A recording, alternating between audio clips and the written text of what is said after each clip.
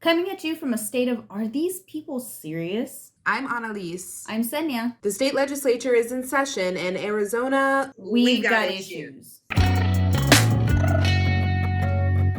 The first of committee meetings have started at the legislature this week, and it's off to a wild start. Yeah, it's a COVID fest at the state capitol, and several lawmakers got sick on opening day. But regardless, Republican leadership is still not allowing remote testimony or remote voting. Remote testimony was an emergency measure last year during the first waves of the pandemic.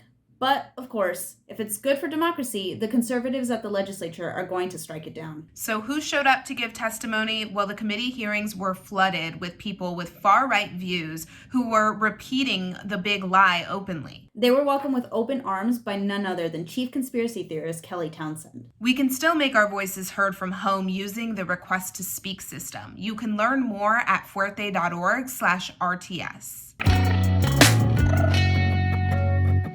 How do you reward a conspiracy theorist who's one of the strongest supporters of the worst voter suppression bills? You put her in charge of passing the voter suppression bills.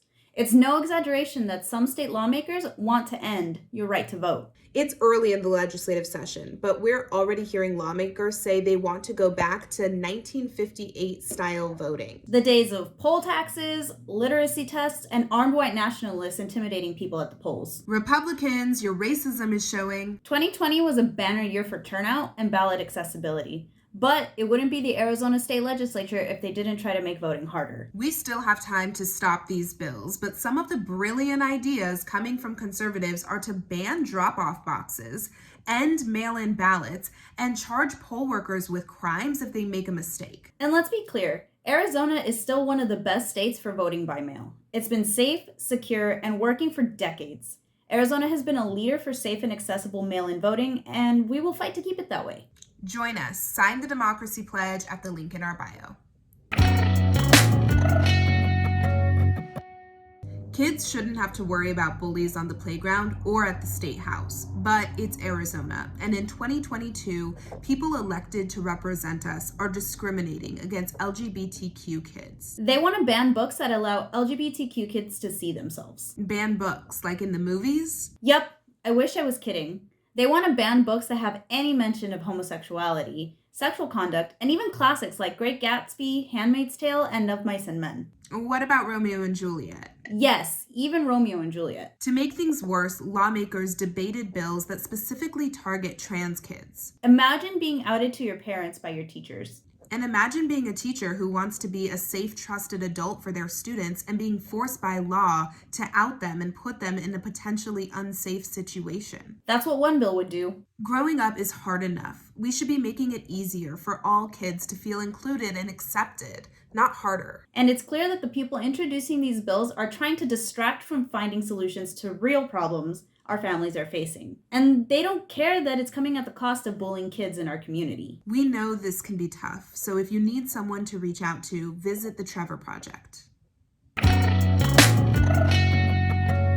Some Arizona schools could shut down as soon as March. Because of widespread COVID? No, because of an outdated spending limit from the 1980s that limits how much schools can spend.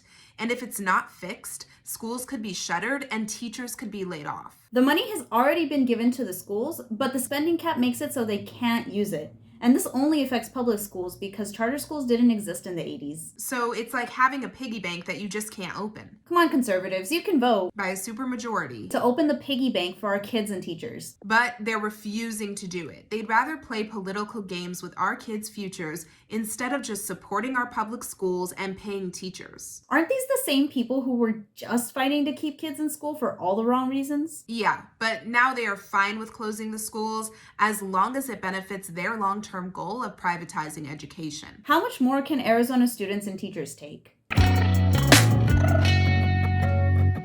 This has been Season 3, Episode 2 of We've Got Issues, a Fuerte Network production. Today's episode was hosted by Annalise Ortiz and Senya Orona. Written and produced by Annalise Ortiz, Senya Orona, and Dominic Medina. Graphics by Senya Orona. Editing by Alyssa Beretta. Theme music by Dominic Medina. Thoughts and opinions expressed by We've Got Issues do not necessarily represent the opinions of Fuerte Arts Movement.